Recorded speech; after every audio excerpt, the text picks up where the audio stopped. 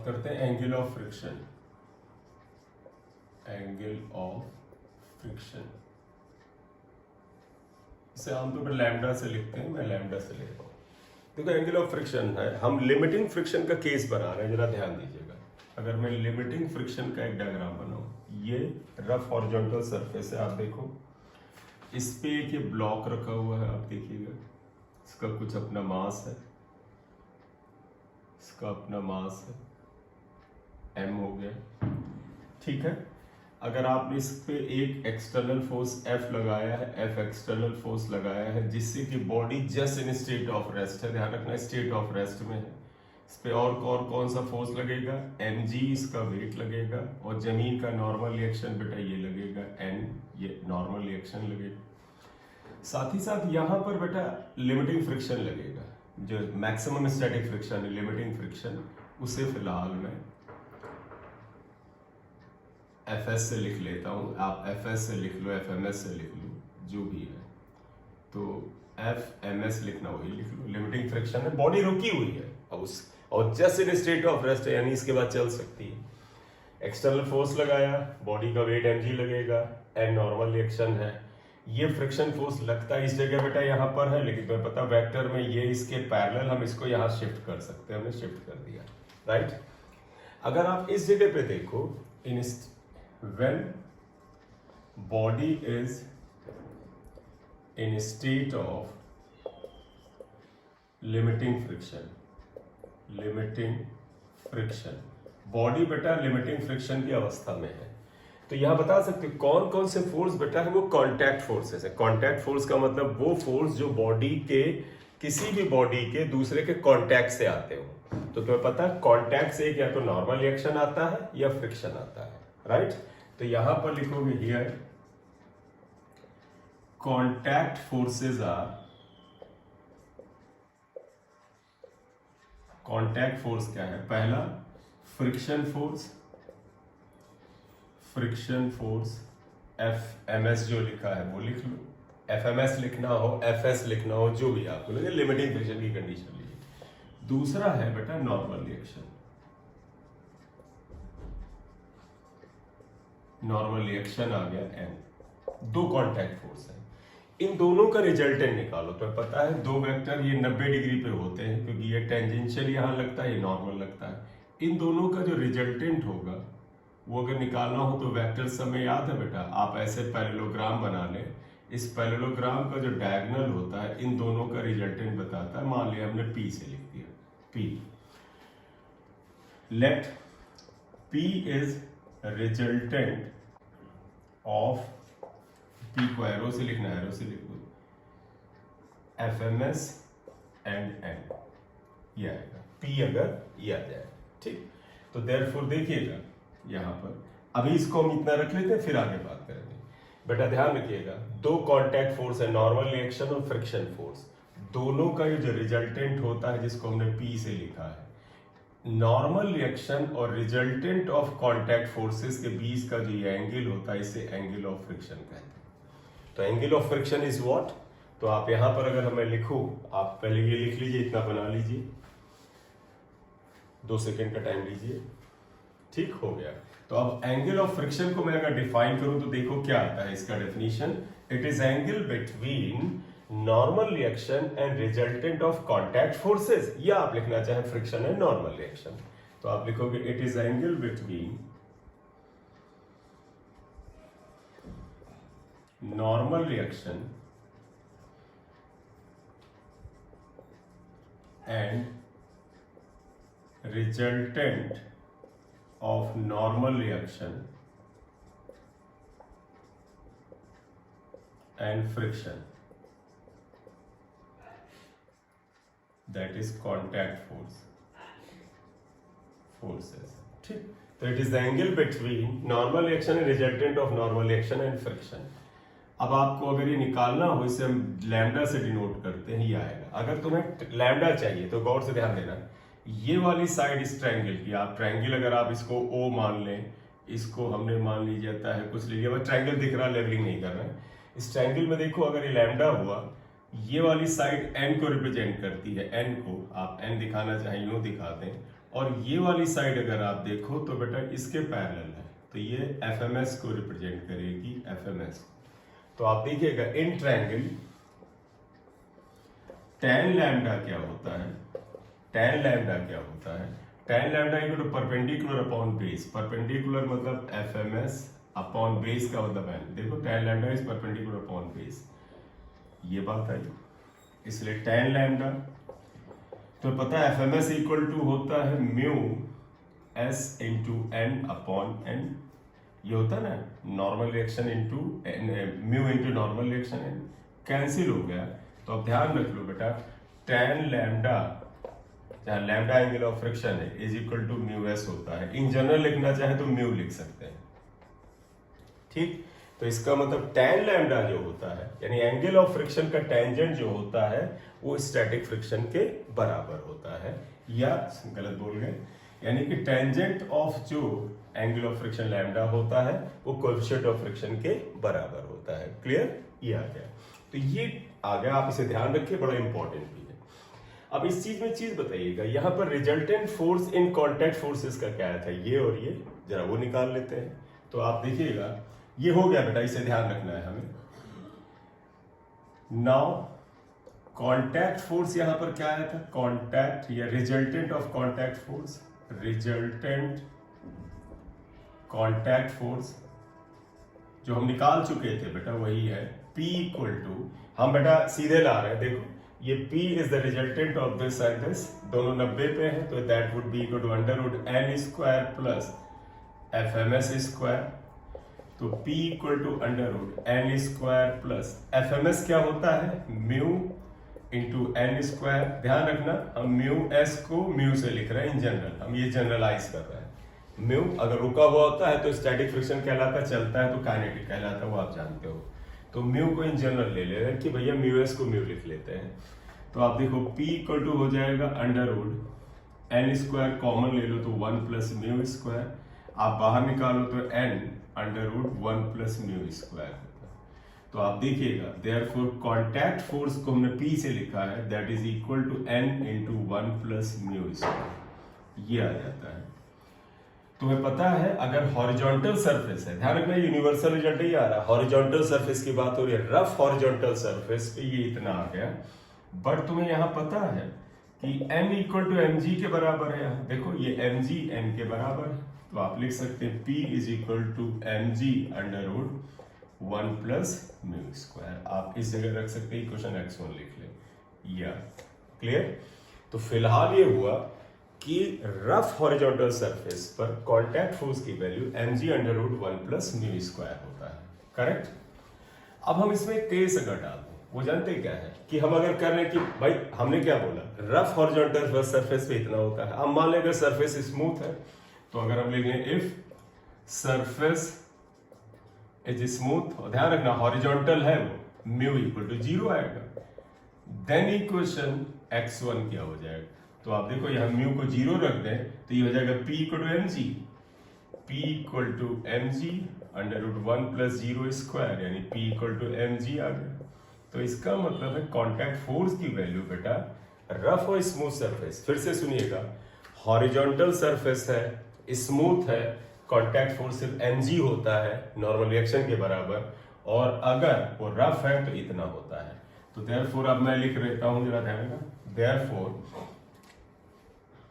For horizontal surface rough word नहीं डाल रहे हैं क्योंकि स्मूथ भी इसके अंदर आ गया, horizontal surface range of contact forces, range मतलब कहां से कहां तक होता है, range of contact force is, और वो ये है P से कॉन्टैक्ट फोर्स लिखा, it should be less than equal to mg under root 1 plus mu square and greater than equal to mg,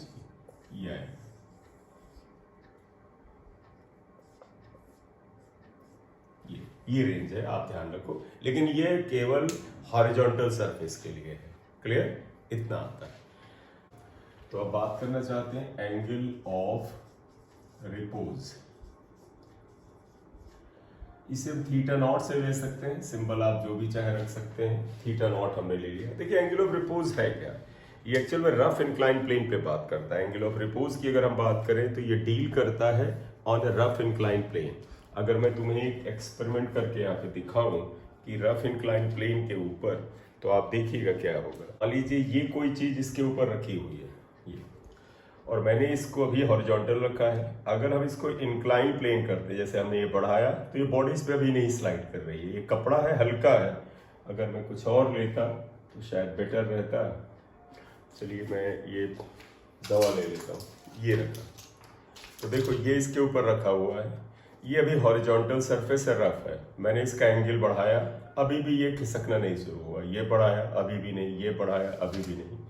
अब देखो एक खास एंगल पर, यानी व्हेन दिस इंक्लाइन प्लेन, ये रफ है ध्यान रखिएगा, was making some angle with horizontal, तो क्या हुआ कि इसके ऊपर रखी हुई बॉडी, आप गौर से देखिएगा, एक खास एंगल, यहां तक नहीं फिसला, अब एक खास एंगल पर फिसलने की कोशिश कर रहा, और किया तो फिसलने लगा। अब अगर इससे जस्ट थोड़ा सा एंगल रखते हैं हम, कम, ये ऐसे में रखा, तो आप कहते हैं कि सर इस समय ये जो इंक्लाइन प्लेन है, जो कि रफ है, ये हॉरिजॉन्टल के साथ जो एंगल बना रहा है, उस एंगल के लिए इसके ऊपर रखा हुआ ये जो बॉडी है is just in state of rest, यानी बस रुकी हुई है। और अगर एंगल को मैं जरा सा बढ़ा दूं तो ये फिसलने लगेगी। तो इससे जो कम एंगल था, जब ये body it was just in state of rest, यानी उससे कम कर देते तो ये बिल्कुल ना फिसलती, और उस एंगल से ज्यादा कर देते तो ये फिसलने लगती। That angle which this inclined plane with the horizontal for which body kept on it just in state of rest is called angle of repose। इसे angle of repose कहते हैं। तो angle of repose का मतलब क्या हुआ? एक तरह से ये angle of sliding की बात करता है। ये क्या कहता है? मैं अगर एक डायग्राम बनाऊं फिर बताऊं। ये एक रफ इंक्लाइन प्लेन है, इसका ये जो एंगल है ये theta equal to theta naught के बराबर है, रिपोज के बराबर अगर हमने ले लिया है, तो इसके ऊपर रखी हुई बॉडी का क्या हालचाल है जरा सा देखिए। इसके ऊपर जो ब्लॉक रखा था, it was just in state of rest, ये बस रुकी हुई अवस्था में था। रुकी हुई अवस्था का मतलब है ये नीचे की ओर स्लाइड नहीं कर रहा था, इसका मतलब इसका एक्सेलरेशन 0 था। तो इसलिए अगर मैं इस पे लगने वाले फोर्स बताऊं तो सबसे पहले बताइएगा कौन कौन से फोर्स इस पे काम करते हैं। By nature its weight is acting downward and normal is perpendicular to the surface and this body is having tendency to slide down। ये नीचे आने की कोशिश कर रही है, तो इस पर एक इधर की ओर फ्रिक्शन फोर्स लगेगा, फ्रिक्शन फोर्स, क्योंकि बॉडी जिधर सरकने की, जिधर मोशन करने की टेंडेंसी रखती है, फ्रिक्शन उसके खिलाफ लगता है। आमतौर पर तुम्हें याद होगा जब हमने लॉज ऑफ मोशन किया था तो हमने बताया था तुम्हें क्या, क्योंकि आमतौर पर फोर्सेस को हम किधर बेटा रिजॉल्व करते हैं, जिस सरफेस के लॉन्ग बॉडी चलती है और उस सरफेस के पैरेलल और परपेंडिकुलर। तो देखो बॉडी इस सरफेस पे चलने की कोशिश कर रही है, तो इसके परपेंडिकुलर ये फोर्स है, मत छोड़ो इसको, बिल्कुल मत छेड़िए, ऐसे ही पड़ा रहने दीजिए। ये पैरेलल है, मत छेड़िए। mg के कंपोनेंट करिए, तो mg का एक कंपोनेंट इधर आएगा, ये एंगल है theta naught, mg cos theta not, और एक कंपोनेंट आएगा mg sin थीटा नॉट। इतने फोर्सेज आए। तो अब मैं अगर इसकी डेफिनेशन लिखूं तो मैं क्या लिख सकता हूं? Angle made by rough incline plane with the horizontal for which body placed on it just in state of rest is called angle of repose. ये मिनिमम एंगल होता है, minimum angle made by rough inclined plane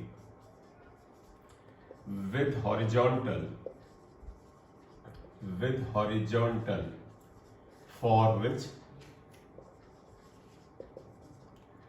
body placed on it is just in state of rest, यानी कि A0 होगा। जब body just in state of rest में, इसका मतलब A0 है, is called angle of repose. इसे हम एंगल ऑफ रिपोज कहते हैं, थीटा नॉट से लिखते हैं। क्लियर? अब अगर हम इस डायग्राम में बात करें, since this body is just in state of rest, इसका मतलब इक्विलिब्रियम में। आप देखें in equilibrium you can see here body रुकी हुई है, एक्सेलरेशन 0 है, इसका मतलब इक्विलिब्रियम है।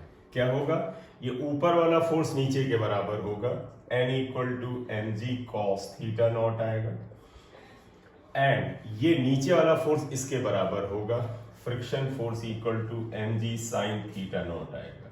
हम इन दोनों इक्वेशन को ऐसे डिवाइड करेंगे कि tan थीटा नॉट आ जाए, इसका मतलब डिवाइडिंग 2/1, इक्वेशन 2/1, दो को अगर हम एक से अगर डिवाइड करें तो देखिए क्या आ जाएगा, Fr upon n equal to mg sin theta naught upon mg cos theta naught, ये कैंसिल हुआ। और एक चीज आप यहाँ देख सकते हैं, Fr equal to mu N होता है, एवरीबडी नोज कि friction force equal to mu into normal reaction होता है, ये आपको याद होगा, अपॉन n ये equal to tan theta naught आ जाएगा, n कैंसिल हो गया। तो अगर आप गौर से देखें तो ये क्या बताता है, अगर आप इसे गौर से देखें तो क्या बता रहा है कि tan थीटा नॉट यानी tangent of the angle of repose is equal to coefficient of friction. तो अगर गौर से देखिए तो एक बड़ी इंपॉर्टेंट जानकारी निकली, क्या, अगर ये एंगल थीटा नॉट के बराबर है यानी एंगल ऑफ रिपोज के बराबर है, तो इस सरफेस और बॉडी के बीच में कोएफिशिएंट ऑफ फ्रिक्शन म्यू कितना है वो आ जाएगा, या उल्टा कह लीजिए अगर म्यू यहां पर दिया हुआ है तो एंगल ऑफ रिपोज आ जाएगा। तो इसका मतलब अगर angle of repose theta naught है तो tan theta naught is equal to mu होता है। लेकिन प्रीवियसली आपको याद है, कल या पिछले लेक्चर में हमने किया था, तो आप इसे तो ध्यान रख लेंगे, बड़ा इंपॉर्टेंट है ये हुआ, लिखो बट तुम्हें याद है tan लैम्डा भी जो था वो भी म्यू के बराबर था, अगर तुम्हें याद हो tan लैम्डा भी म्यू के बराबर था, जहां पर लैम्डा को क्या कहते हैं, एंगल ऑफ फ्रिक्शन। तो इन दोनों को कंपेयर करें, therefore from equations star and two star, अगर आप इनको कंपेयर करें, अगर राइट हैंड साइड सेम है तो लेफ्ट हैंड साइड सेम होगा, क्या आ जाएगा, tan theta naught equal to tan lambda. तो इसका मतलब theta naught equal to lambda. तो इससे अगर आपसे पूछा जाए what is the relation between angle of repose and angle of friction, तो बेटा दोनों इक्वल होते हैं। तो therefore you can say that therefore angle of repose is equal to angle of friction, angle of friction के बराबर होता है, राइट। तो angle of repose angle of friction के बराबर होता है, ये रिलेशन ध्यान रखो। तो अगर म्यू दिया है तो थीटा नॉट आ जाएगा, ये आया। तो आप एंगल ऑफ रिपोज की डेफिनेशन क्या है, important, and what is the relation between mu and angle of repose दिया है, and what is relation between angle of repose and angle of friction, both are same, दोनों same होते हैं, right. अब अगर हम इसमें केस लेना चाहें तो हम ये कर सकते हैं, आप देखिएगा, अगर हम एक केस वहां पर डालें, हम इसको ऐसे ले रहे हैं, केस को जरा देखिएगा। देखो अगर हम यहाँ ले केस 1, कोई बड़े यूनिक केस नहीं है, सिंपल से है। आप बताओ बेटा, ये एंगल थीटा अगर थीटा नॉट से छोटा होगा यानी ये एंगल ये नीचे आ जाएगा, तो निश्चित रूप से बॉडी रुकी रहेगी, स्लाइड नहीं करेगी। तो इसका मतलब if theta is less than theta naught then body does not slide, बिल्कुल भी स्लाइड नहीं करेगी, रुकी रहेगी, ये तय है। केस 2, आप अगर केस 2 लें, if theta equal to theta naught यानी एंगल ये एंगल ऑफ रिपोज के बराबर है, तुम्हें पता है body is just in state of rest, extreme condition है, यानी कि बस रुकी हुई है, यानी कि जस्ट एक्सेलरेशन 0 है। तो body is just in state of rest, बस आखिरी स्टेज में है कि अब चलेगी तब चली, दैट इज A0 होगा, ये आएगा। लेकिन अगर आप चाहते हैं इस रफ इंक्लाइन प्लेन पे ये बॉडी नीचे की तरफ चलना शुरू करे और एक्सेलरेट हो, तो आपका ये एंगल थीटा नॉट से बड़ा होना चाहिए। तो इसको अगर हम केस 3 में डाल दें तो आप देखिए क्या आएगा, if case 3 if theta is greater than theta naught then body का मतलब ये block starts moving downwards with some acceleration, किसी एक्सेलरेशन के साथ नीचे की ओर स्लाइड करने लगेगा। इसका मतलब बॉडी के स्लाइड करने के लिए एंगल ऑफ रिपोज का इस एंगल ऑफ इंक्लाइनेशन का रिपोज के एंगल से बड़ा होना जरूरी है, ये है यहाँ पर, राइट। तो एंगल ऑफ रिपोज आया, एंगल ऑफ फ्रिक्शन आया, हमने ये बात किया, इतना नोट कर ले।